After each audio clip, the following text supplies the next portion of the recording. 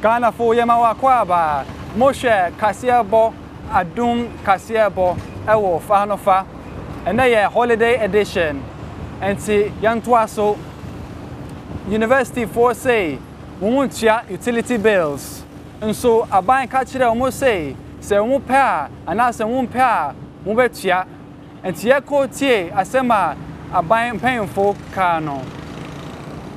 Oman so afọ hwe omasua wonsem so obenefo nana opoku agiman ediato Oman universities ahodo mu mpanyinfo anim sei aban aginasi a wosi ye se sukufo a wono wosuapo ahodo mu wono betua utility bills no enya ade a aban asesa na dwene da wose aban da so gina bebia wo gina no a se esese womasuafo no a wono de agina hoahoden eye adwuma bebre ewo suapo ahodo mu no wono etua eho ka efise nei obi enkonkoboka emofoforo emetua emfama no wose aban esue nyansa ewo kanea soafo no ene mpanyinfo bi a na wono de kanea ye adwuma yenje won sika nam so ntima aban ebe okaburuburo no ho enti ene se de be a aban betumi akosa aka ne nyina na enyinema hoɔden a de ye adwuma wo man mu eso aba mfaso no obi biara a ɔde enyinema hoɔden be ye adwuma no ɛsɛ oni no otua ɛho ɛka wose na nsensem bi ebeto adwa se suapɔn mu adesuafo bi ɛna afi polytechnic fo bi yedundum won kanea ma wono bufu ye ne nyina no wono empa ne nyina ndasan se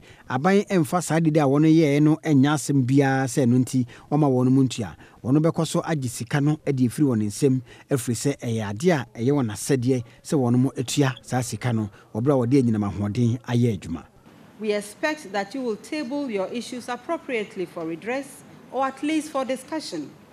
in our collective responsibility to document challenges confronting you and finding solutions that work. Our engagement here is purely non-partisan, and the successes in the previous edition points to this fact.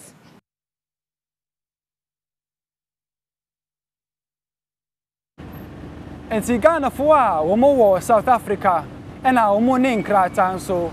South Africa by say, Womo Bama won quite abefie. Seniana and Tukwa woho, and I won't say a who, and on Tina Ghana might say a bit share Womo so kama. Oswafo a wohwe amanone ho nsem so foreign affairs minister onumonyamfo hana se wa tete e de atodwa se Ghana fo ade hye wono South Africa memo ene ti a won te wono tumi krate ma won kwan se wono ti woni nna no enche ye ba be yi wono nyina afiri ho e de wono ba oman Ghana mu Oswafo yi se aban ene South Africa aban aya hyehyede sonko se Ghana de hye wono we senate tutrasem we course na nsenti ka ahobambo embre mu nenso ekopie mu se enya ade adodo no a wono wo South Africa ho a wono ye Ghana fo no enkratasem mu no wono edin ewo mu we edam so nti South Africa aban ne mpanyinfo nso ede atodo akire mu a wono se won pese aman bia de hye ababatedi ho ebekọ ensensema mu nti ene wo a won kratasem endi mu no ye bepamo wo firi oman mu ama wakọ mu and said was halfway ekire no was a bed in the nenso one ne aban ne mpanyinfo beka siso na wono ahwese de be ya de hye wono South Africa mem no wono betumi abepie Ghana memu a wono ene wona busuafo ebedi ensaboso. Apartheid was done away with, but the legacy of apartheid is still there. And so for black people in South Africa who don't have education, who are not able because they don't come from the kind of families or their families are unable to support them to be able to have the opportunities that you have had over here. They don't have any skills that make them employable. And in those circumstances, they join the League of the Unemployed. And when they see more and more Africans coming who have what they don't have, and therefore are able to get employment in their system, and they see themselves in their country as second-class citizens, you can imagine the resentment that that generates. I'm not providing a justification for what took place, because under whatever circumstances, it is not a justification. But the fact remains that you must understand the mindset that allows something like that to happen. And I'm saying that because a lot of Ghanaians who travel outside of Ghana, looking for jobs, looking for work, and I come back to this issue of regularizing your stay, are also there as illegals,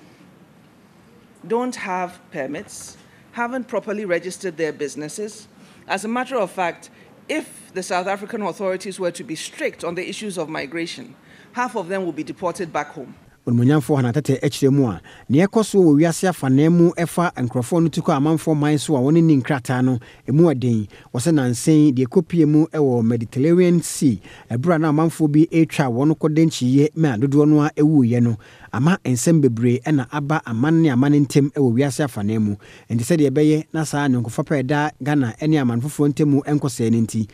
South Africa memu de wo Ghana ni na woni nkrata bia edimu a ebemu asanso abafie. All over the world, where there are the constraints of weakening economies, as has been the case in the Eurozone for a while, where there are situations where people are not able to meet the employment needs of their own young people, and you go and join them, you are not going to join profitable employment, not the kind that is going to transform your life. And so you've got to be very much aware of what the situation is before you even think about going there. A lot of Ghanaian young people still go through the Sahara Desert to Libya in the hope that they will get on a vessel and then manage to cross the Mediterranean and get to Europe. In the first place, walking across the Sahara Desert is a very, very, very risky activity. Yo Ghana for Moshe Prem Tubre Kasie Adom Kasie Miso Yafreme Kwadwo Kaspar ena mede Prem Tubre Kasebo amamu enti efutu na yedama ma mobewo mofra ne se muyi mu aya senwi ama doctor for no to me hwe mu kama ama wo ban kama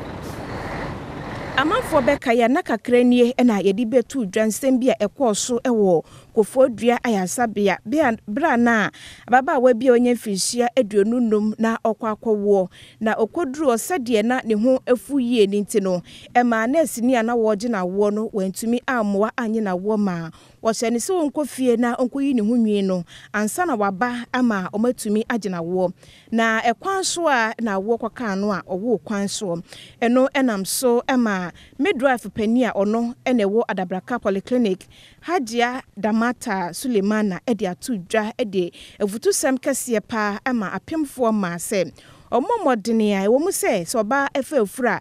eden pa se obetumi akuntunu mu ne so omumi omani nanka emre ebeso ama oba wo mra so mo akwowo a watumi ayi ho kama na boa ama wawo asomdue mu na otiremu ase oba pemfo ekwowo na se ekoba se ohu afu a eya wankasa no edin sunsan so bebre ebre oni padua no esa ne sade wo ho afuo ni ntino mogya no a eba no etumi afifa enwi no ema ede yade eni sunsan so bebre ede bre obatan no ewo awo achi eninti ema pemfo ena ema nyina enhye ne nsom so oba unya fa afura wontumi kurampo no a ma wukunu enye enfema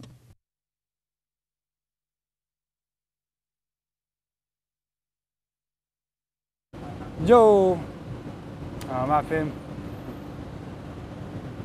Menkai. Yo, and see, more a same for so, baby, na, so to be brain, say a Jumanumu. Most a buy so, yeah, ho come ama omu. Now, Moya Bibiama omu. Monsieur, say, ho.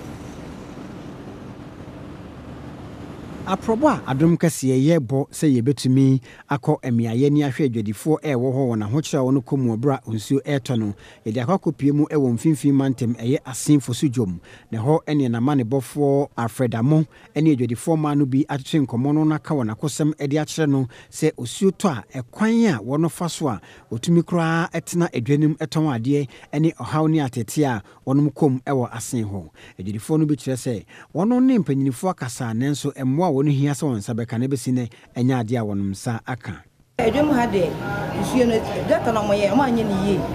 mpenifo ngota na ma anhwe na ma anye ni ma ntere gota ni nsuo ne to a na beba ba ye ni na bata ata ye ni because nsuo nya kwan enhyete nkwanko enya kwan mpia enko na the fence wall no moje ye no so e wo se mo to ko da fence walls ni na nsuo ne timi pia ko gota kase akasa ni mama to ko ma da fence wall ni nsuo ne so to a na atai be mu a entimi enko bi gota kase ni na afense dwom ha no so ye te ha no so to kakra bia na ebu afaso ama ye niema bebre aye de asese enso na se enhu se omude container nso asese gota ne so ama ne class aye big program asa amaye if you say nsuo ne gye ne ho ana atwi afa ye ne ma so e bebre enti eno so e problem kase enti asrampanifo so omonhwe gota Elemane bofo to aso ne Asen North aban anemsini owo nmonyamfo Dr. Kofi Blankson akwachi nkomo emo no so de to sere ededifo ne se ono nka wona komanto oyem sanse assembly no eye de obetumi bia se de ebeya obehwe ema edwa no aye kama na wotimu a wono so tumi enya nige de aton ade wo se enche busume kakra yi eda ye nanimu yayi obehwe se bibia ebetumi awie peyo ne omo ka se insuto e fa hono ya wasam baby a drainage work bi na sa drainage no ya na ehotumi si yinti no said the omaka no ye be ma engineers na kwa akohwe ho no na drainage bi a bi a no ma hwe no ma ye ni I think that drainage was not properly constructed and it needs to be reconstructed. It will take some time there but medical can say by the end of next month ye be ma market women in a move vacuum almost species no ho binum the continuous basis baby I necessity ho I don't know mama instructions and my orders see any sa continuous ne fi ho you know ya call air and so air to air mo se continuous no obi a ne de si ho a ya tro ho bia lo nyi ti mama ya ko tro ho so o mu nyi fi ho ohia baby a de be see a you want to create a new place. Yo Ghana for enti ahanya yede Kasebo nyina esi enti yeda mo nyina se mo hwe abo nonson so a yebeto aso yebesan bremo Kasebo ye freme Kwadwo Kaspar meda mo nyina se yewura don ake yekwe yebejamo wa ha